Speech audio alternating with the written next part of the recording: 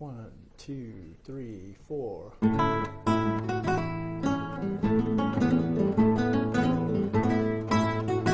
Hey.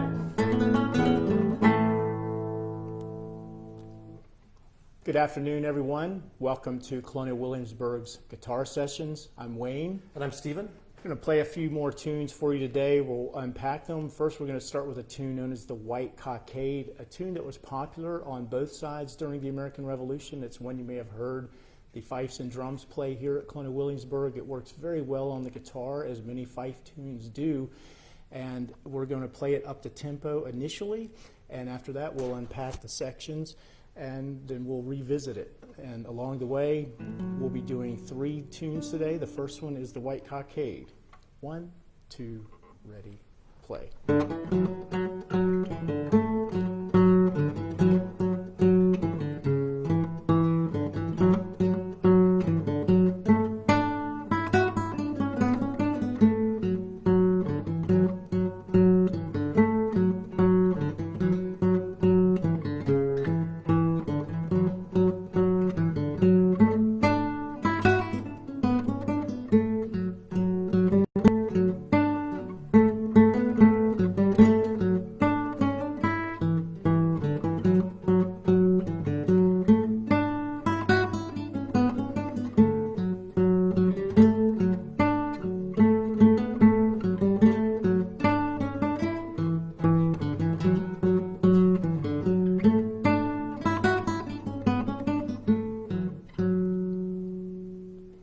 And you may have noticed that we have the PDF available for that tune.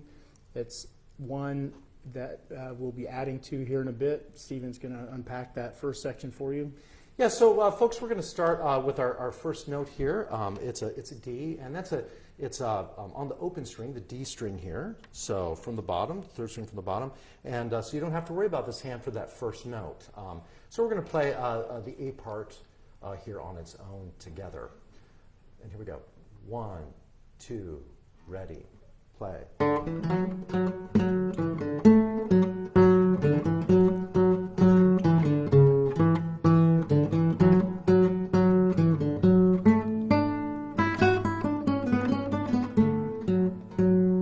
So that's the A section. We're going to now take a look at the B section. You may notice if you look at your music, you have first and second endings. Basically, you take the first bit, play until you get to the first endings notes. You see a repeat sign, which looks like 2 little dots or 2 eyes looking back to the beginning. You go back to the beginning and play that section again. You skip the first ending and then go to the second ending. What we're going to do now is play what's known as the B, as in bookbinder section. And we'll be playing essentially lines 3 and 4 on your music. We'll be playing 2 notes at the very end of the second line. Those are known as pickup notes. They're the notes that catapult you into the next phrase. And for the B section, we'll be playing this at a very, very slow tempo. I'll give you 4 beats of nothing. Here we go. 1, 2, 3, 4.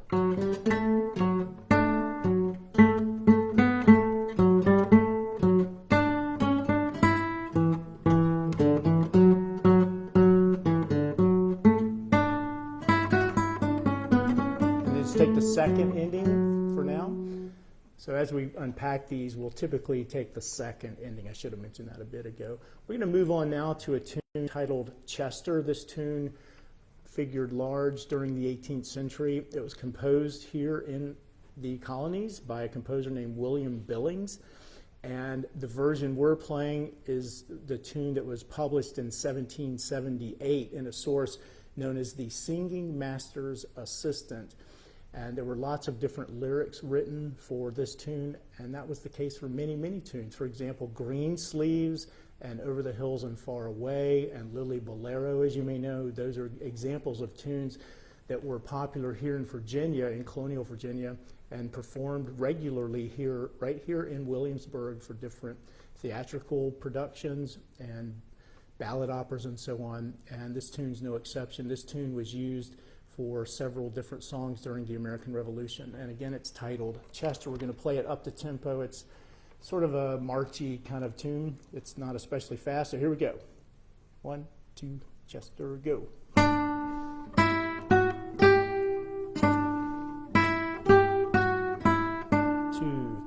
4.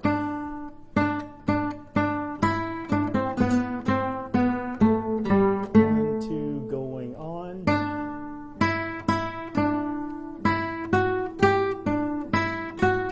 To third line. 1, 2, 3, off. So we're going to start that together here, folks. We're going to play it's the first 8 bars together here. And so what we want you to do is take your third finger here, otherwise known as your ring finger, and you're going to place that on your second string, your B string right here, right there. And we're going to count you off very slowly. 1, 2, ready, play. 2 counts, 2 counts. 2, 3, D. Then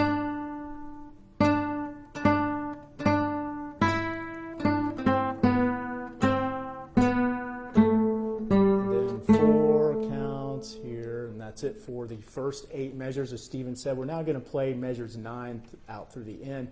So we're starting at measure number 9. That's the second line, the third measure in. And we'll be starting on that same note. Third finger D. I'll give you 4 beats of nothing, as Stephen did a bit ago. 1, 2, ready, play. 2 counts. 1, 2, the last line. 1,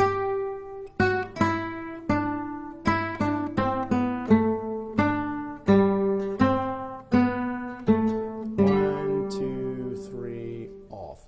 What we're going to do now is play Chester again back up to performance tempo now that we've unpacked it and played it more slowly for you. This time, as we play it up to tempo, you may find that it's a little bit more comfortable. So here we go. Chester from the top. 1, 2, ready, go. 2 counts. 2 counts. 4 counts here, D.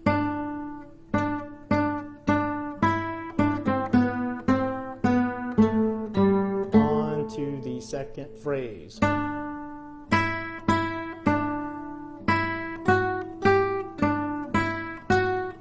To the last line. 1,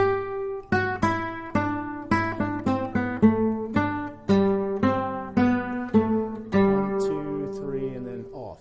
So that should feel more comfortable. If you've been keeping score the last 14 days, we've now introduced a total of 8 tunes to you from the period. They're all a lot of fun to play, and they're very idiomatic, work quite well on our instrument, the guitar. And Stephen is now going to talk about a song here in a bit, but first I'm going to teach you 3 chords quickly. We don't have a PDF for these chords, but I'm going to show them to you, and you're welcome to slow the video down or watch the video at your leisure to learn these. So we're going to start with D as in Dog Street, as Duke of Gloucester Street, D.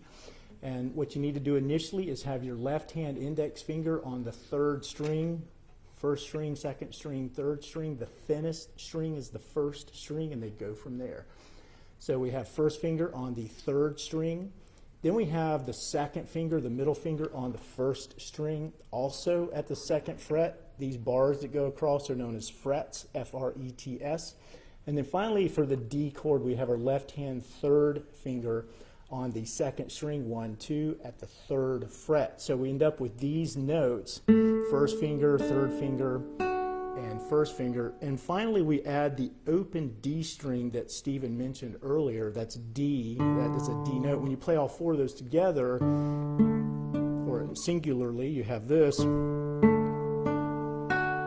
very common sound that you may recognize. And of course, if you strum them, you have what is often referred to as a chord. A chord is basically a group of notes, 2 or more notes, sometimes 3 technically, and more, that are played simultaneously. So this is a chord. That's a D chord. Next we need G, and we have G as in giraffe. So you have 2nd finger here on the 6th string at the 3rd fret, 1st finger on the 5th string at the 2nd fret, 1, 2.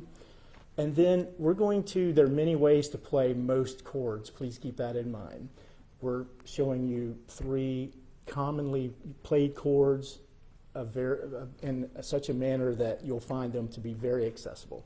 So you have second finger here, first finger on the 5th string at the 2nd fret, and then we'll have our third finger on the 2nd string at the 3rd fret, and finally we have the little finger on the 1st string also at the 3rd fret, and that's G. And as I indicated, there are many, many ways to play most chords.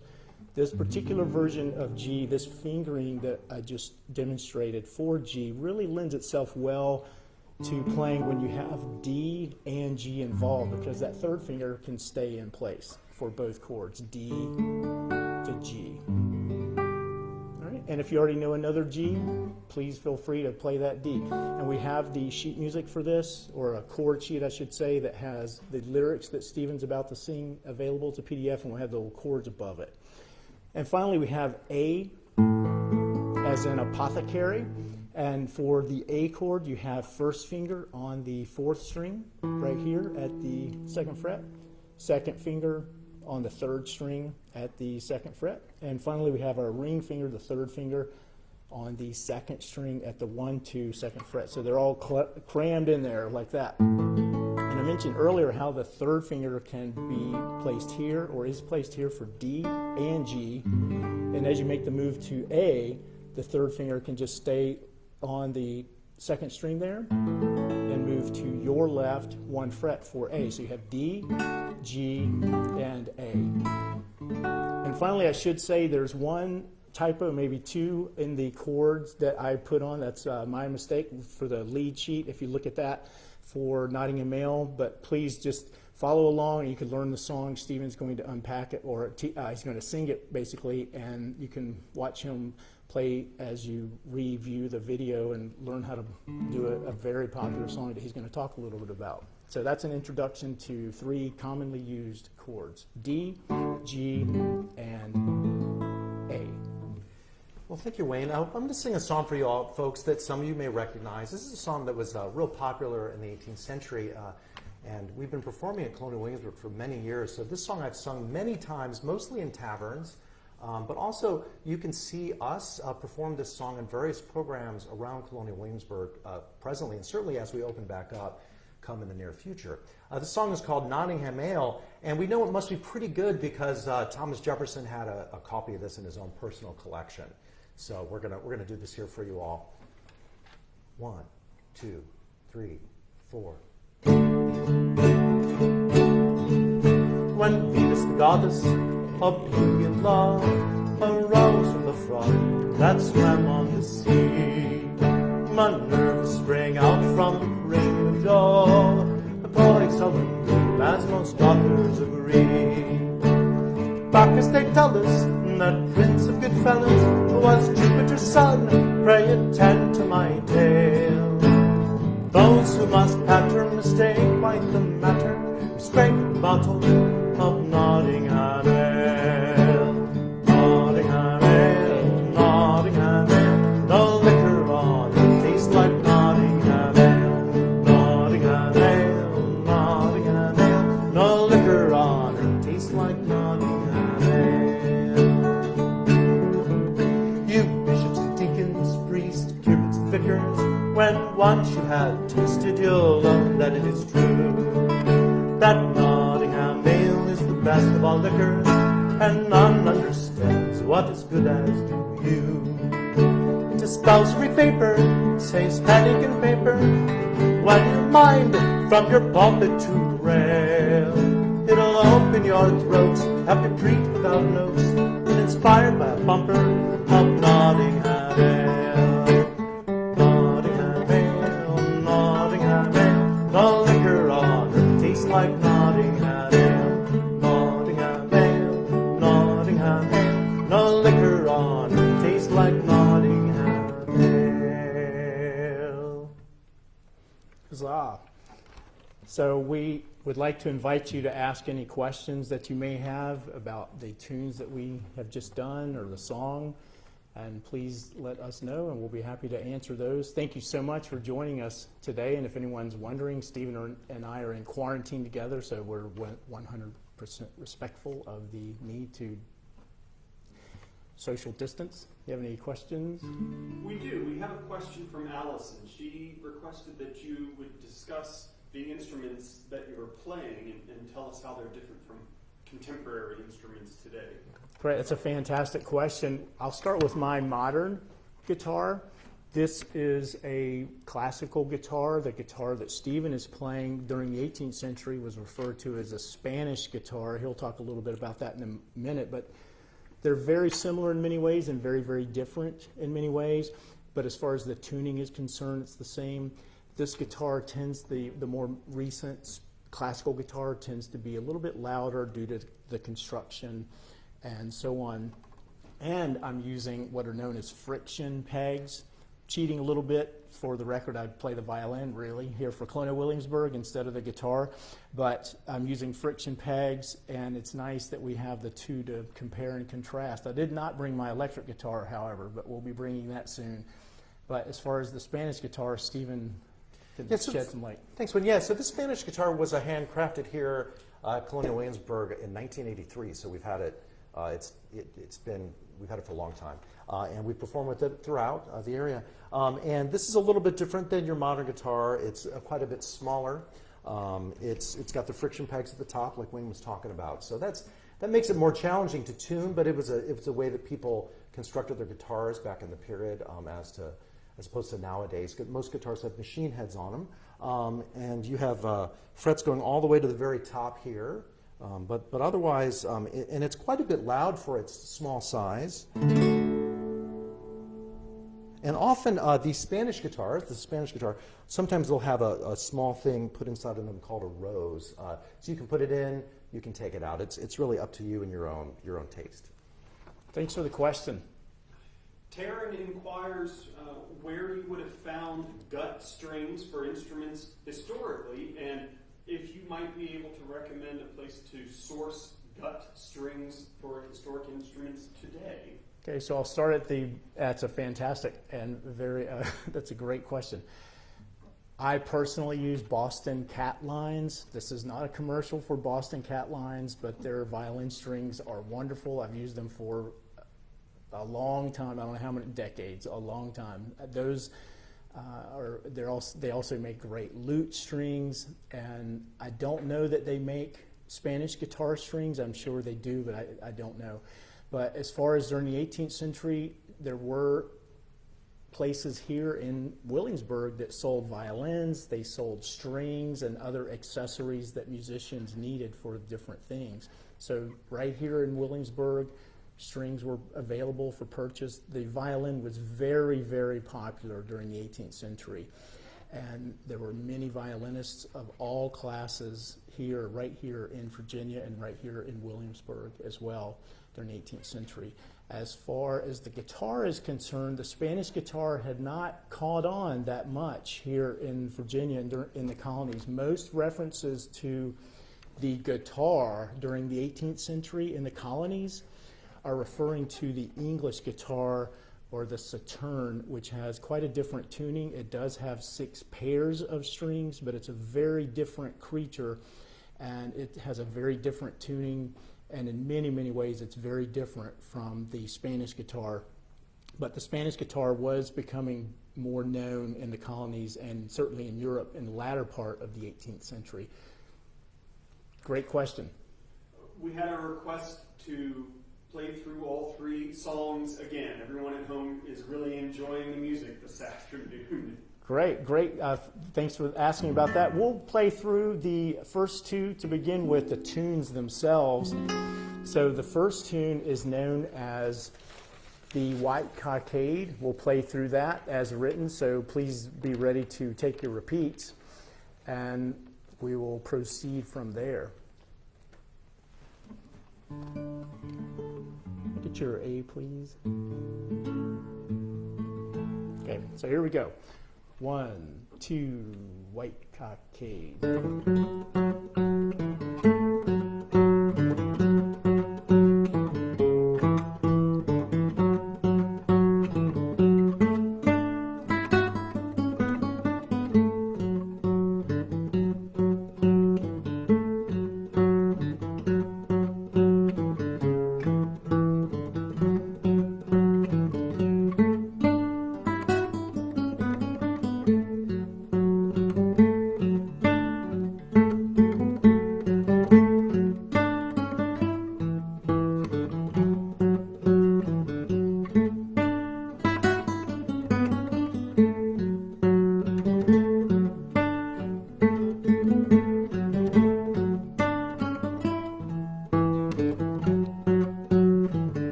So that is the White Cockade. We're now going to play Chester again. This again is a tune that was written right here in the colonies by William Billings.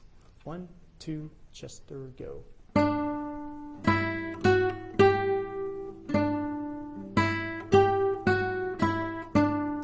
3, 4.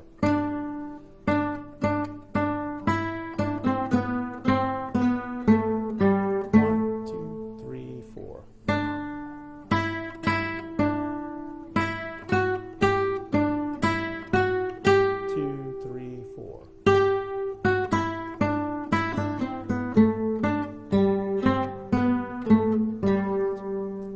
Off. Okay, so those are the tunes again. Thanks for the request. Do you have any other questions? There was a question about if we were aware of any luthiers in Williamsburg. Luthiers. Luthier, luthiers, that's right. Yeah, luthiers. Luthier is the French pronunciation. I don't speak French, which is probably obvious from what I just said.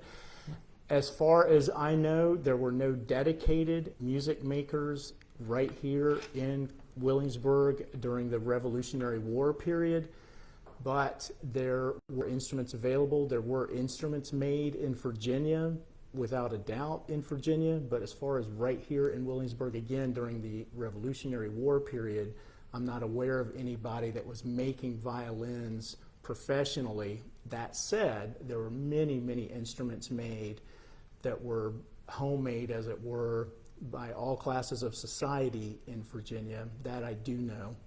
But that's a great question, and I'll research that Revolutionary War period in particular, especially regarding violins, but I'm not recalling any right now. One last question. Tony inquires if they referred to the instrument as a violin or a fiddle in 18th century Williamsburg. Yes.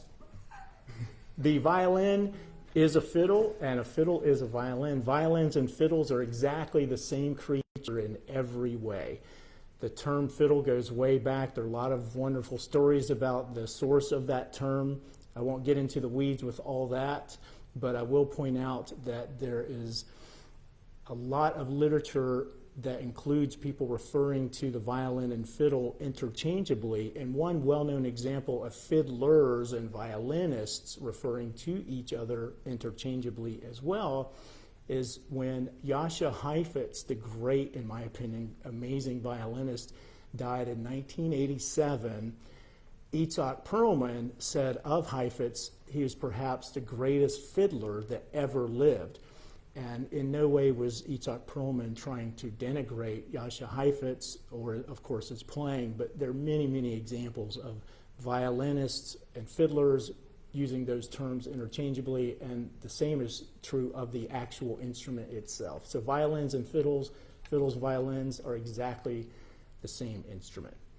So we're going to finish up with a tune, everybody. We started with a little bit of this tune at the very beginning. It's from Scotland. It's sort of a jig and sort of a march. It's one of those fun tunes that was popular during the 18th century, and it is titled Hunt the Squirrel. AABB. 1, 2, 3, 4.